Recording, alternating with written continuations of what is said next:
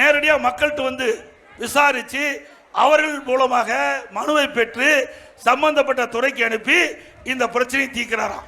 இன்னும் எவ்வளவு நாள் இருக்குது? திமுகவுடைய ஆயுள் காலம் இன்னும் 7 மாசம் தான் இருக்குது. இந்த 7 மாசத்துல இதை எப்படி நிறைவேற்றுவீங்க? இது நிறைவேற்ற முடியுமா? சரி, 46 பிரச்சனை மக்களுக்கு இருப்பதாக முதலமைச்சர் தெரிந்தா ஏன் 4 வருஷம் மக்களுடைய பிரச்சனை தீர்க்கல? மக்களை பத்தி கவலைப்படல, வீட்டு மக்களை பத்தி தானே கவலைப்பட்டிருக்காரு முதலமைச்சர். தன்னுடைய வீட்டு மக்களுக்கு என்ன பதவி கொடுக்கணும், என்ன அதிகாரம் கொடுக்கணும், எவ்வளவு கொள்ளையடிக்க வேணும், இதுதானே திரு ஸ்டாலினுடைய நோக்கம். ஆனால் உண்மையிலேயே இந்த நாட்டுடைய முதலமைச்சர் மக்களுடைய பிரச்சனை தெரிந்தவுடன் உடனுக்குடன் தீர்க்கப்பட்டிருந்தால் இந்த 46 பிரச்சனை இப்பொழுது எழுந்திருக்குமா? 4 ஆண்டு காலத்தை கழித்ததுதான் மிச்சம். அது மட்டுமில்ல, கடந்த திரு ஸ்டாலின் அவர்கள் எதிர்க்கட்சி தலைவராக இருக்கும்போது நான் முதலமைச்சர் இருந்தேன். அப்பொழுது ஊர் ஊரா போவார், கிராம நகரத்தெல்லாம் போய் திரு ஸ்டாலின், திரு உதயநிதி ஸ்டாலின் அவருடைய சட்டமன்ற உறுப்பினர்கள் ஊர் ஊரா போய் ஒரு திட்டு கண்டா அங்க பாயை விரிச்சு போட்டு அங்க அமர்ந்துக்குவாங்க. முன்னாண்ட அங்க பெட்ஷீட்டை போட்டு மக்களை எல்லாம் அமர வச்சிருவாங்க. அப்ப அவர் இடத்துல பேசுவது, உங்களுக்கு இந்த பகுதியில் என்ன குறை இருக்கின்றது, எழுத உங்களுக்கு என்ன சொந்த பிரச்சனை இருக்கிறது, அதை மனுவாக எழுதி நாங்கள் கொண்டு வந்த அந்த பெட்டிக்குள் மனுவை போடுங்க. நாங்கள் பெட்டி பூட்டி சீலை வச்சு பத்திரமா வீட்டில் கொண்டு வச்சிருந்து திமுக ஆட்சிக்கு வந்த உடனே சீலை ஒழிச்சு பெட்டி திறந்து மனுவை எடுத்து படிச்சு பார்த்து பிரச்சனை தீர்க்கிறாங்க. அப்புறம் எதுக்கு இது? ஏற்கனவே மனு கொடுத்தாச்சுல மக்களுடைய பிரச்சனைய, அப்புறம் எதுக்கு மறுபடியும் உங்களுக்கு இந்த விளம்பரத்தால் எடுத்துட்டு மக்களை ஏமாற்றுறீங்க? எவ்வளவு மோசடி என்பதை நீங்க மக்கள் உணர வேண்டும். ஆகவே திமுக என்றாலே மோசடி, மோசடி என்றால் திமுக. அப்படிப்பட்ட கட்சி மீண்டும் ஆட்சிக்கு வரணுமா? இது அடுத்த ஆண்டு சட்டமன்ற தேர்தல் வர இருக்கிறது. ஆகவே இதை மக்களை ஏமாற்றுவதற்காக ஸ்டாலின் அரசு போடுகின்ற நாடகம். அதற்கு மேல இன்றைக்கு இந்த விளம்பரத்துறைன்னு ஒரு துறை இருக்குது. அந்த துறையை விட்டுட்டு ஒரு 4 மூத்த அதிகாரிகளை நியமிச்சு இந்த 4 ஆண்டு காலத்தில் திராவிட முன்னேற்ற கழக அரசு நாட்டு மக்களுக்கு என்னென்ன செய்தி விவரத்தை அவர்கள் பேட்டி கொடுக்கணுமா? இவர்கள்லாம் கொடுத்து மக்கள் ஒன்று ஏற்றுக்கல. இந்த 4 ஆண்டு காலம் திராவிட முன்னேற்ற கழக ஆட்சியில் செய்திருந்தா தானே மக்கள் ஏற்றுக்குவாங்க. செய்யாம எப்படி மக்கள் ஏற்றுக்கொள்வார்கள்? ஆக இந்த அதிகாரிகளை வைத்து பேட்டி கொடுக்க சொல்லி மக்களை ஏமாற்றுகின்ற நாடகத்தை இன்றைய முதலமைச்சர் அரங்கேற்றுகிறார். மக்கள் விழிப்போடு இருங்கள் என்பதை நேரத்தில் தெரிவிக்க விரும்புகின்றேன். அதே போல இது நகராட்சி, தென்காசி நகராட்சி. இன்னைக்கு நகராட்சியில் திராவிட முன்னேற்ற கழக தேர்தல் அறிக்கை சொத்து வரி உயர்த்த மாட்டேன் என்று அந்த தேர்தல் அறிக்கையிலே குறிப்பிட்டிருக்கின்றார். ஆனால் ஆட்சிக்கு வந்த பிறகு அதையெல்லாம் பொருட்படுத்தாமல் இன்றைக்கு கடவரி 180% உயர்த்திருக்கிறாங்க. இன்றைக்கு 1000 ரூபாய் கடவரி என்றால் இப்பொழுது 2500 ரூபாய் இந்த கடையில் உரிமையாளர் செலுத்த வேண்டும் வரியாக நகராட்சிக்கு. அதே போல வீட்டு வரி ஒரு 1000 ரூபாய் என்று வைத்துக் கொண்டால் அண்ணா திமுக ஆட்சியில், இப்ப திமுக ஆட்சியில் 100% வீட்டு வரியை உயர்த்தி இனி வீட்டு வரி 2000 ரூபாய் அந்த வீட்டு உரிமையாளர் நகராட்சிக்கு வரி கட்ட வேணும். அதே போல குடிநீர் வரி உயர்த்தப்பட்டதாங்க. போதாதுக்கு குப்பைக்கு வரி போட்டாங்க. நாட்டிலேயே குப்பைக்கு வரி போடுகின்ற ஒரே அரசாங்கம் திமுக அரசாங்கம். ஆக இப்படி வரி மேல் வரி போட்டு மக்களை கஷ்டப்படுத்துகின்ற அரசு தேவையா? இன்றைக்கு மக்கள் நிம்மதியா வாழ முடியுதா இந்த ஆட்சியில்? அது மட்டும் இல்ல, கொரோனா காலம் மக்கள் ஓராண்டு காலம் வேலை இல்லை.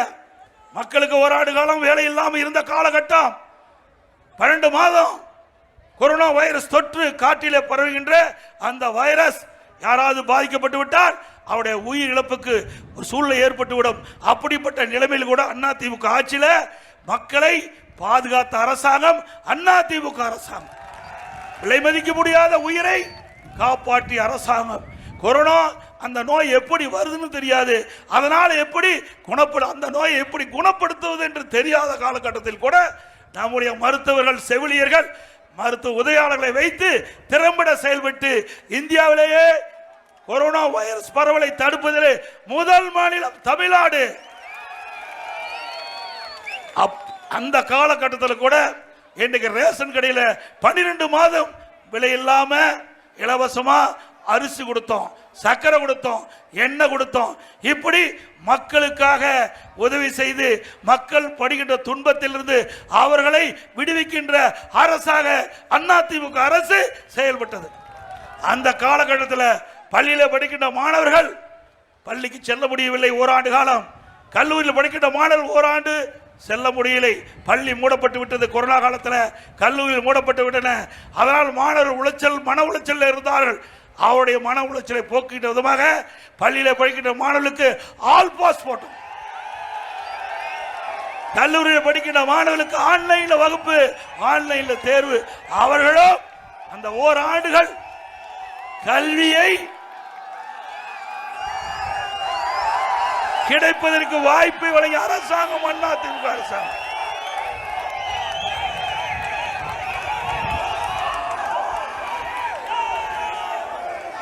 இன்னைக்கு திரு ஸ்டாலின் போற பக்கமெல்லாம் பேசுறார். என்ன பேசுறாரு? திராவிட முன்னேற்ற கழகம் பலவாய்ந்த கூட்டணியை அமைத்திருக்கின்றது. எங்களுடைய பலவாய்ந்த கூட்டணி தான் 2026 சட்டமன்ற பொதுத் தேர்தலில் அதிக இடங்களில் வெற்றி பெற்று ஆட்சி அமைக்கும் என்று திரு ஸ்டாலினை பொறுத்த வரைக்கும் கூட்டணியை நம்பி இருக்கின்றார். அனைத்து இந்திய அண்ணா திராவிட முன்னேற்ற கழகம் பாரதிய ஜனதா கூட்டணி மக்களை நம்பி இருக்கின்றது. இங்கே எங்கள் முன் நிற்கின்றீர்களே, இந்த மக்களை நம்பி இருக்கின்றது. மக்கள் தான் நீதிபதிகள். மக்கள் நினைத்தால் தான் ஒரு அரசாங்கத்தை அமைக்க முடியும். அதை அதிமுக கூட்டணி உணர்ந்திருக்கின்றது. மக்கள் தான் எஜமானர்கள். ஆகவே வருகின்ற சட்டமன்ற பொதுத் தேர்தலில் மக்களுடைய ஆதரவு அதிமுக கூட்டணிக்கு ஏகோபித்தமாக இருக்கின்றது. அதோட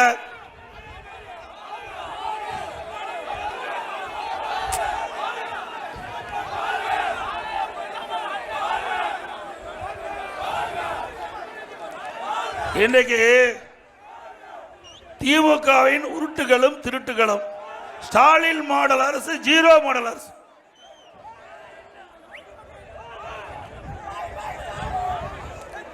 இன்றைக்கு இதுல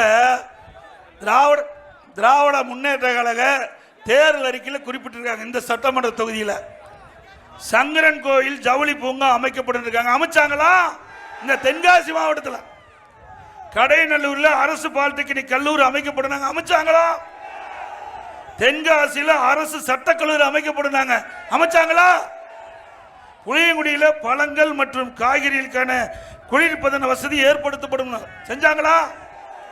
கொப்பரை தேங்காய்க்கான மின்சார உலர் வசதி ஏற்படுத்தப்படும் சொன்னாங்க. செஞ்சாங்களா?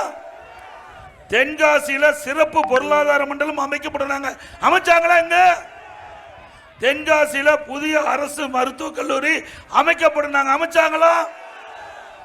தென்காசியில் மாம்பழச்சாறு உற்பத்தி நிலையம் மற்றும் எலுமிச்சை பதப்படுத்தும் தொழிற்சாலை அமைக்கப்படுறாங்க. அமைச்சாங்களா?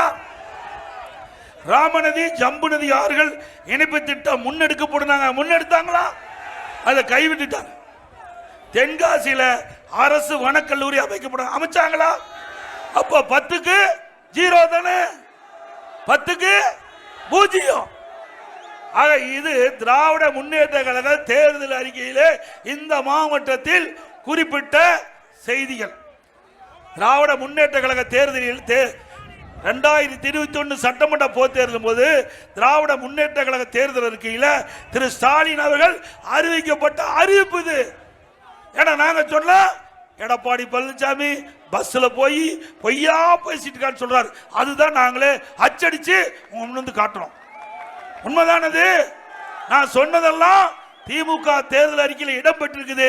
அதை செய்யாத அரசு தொடர வேண்டுமா?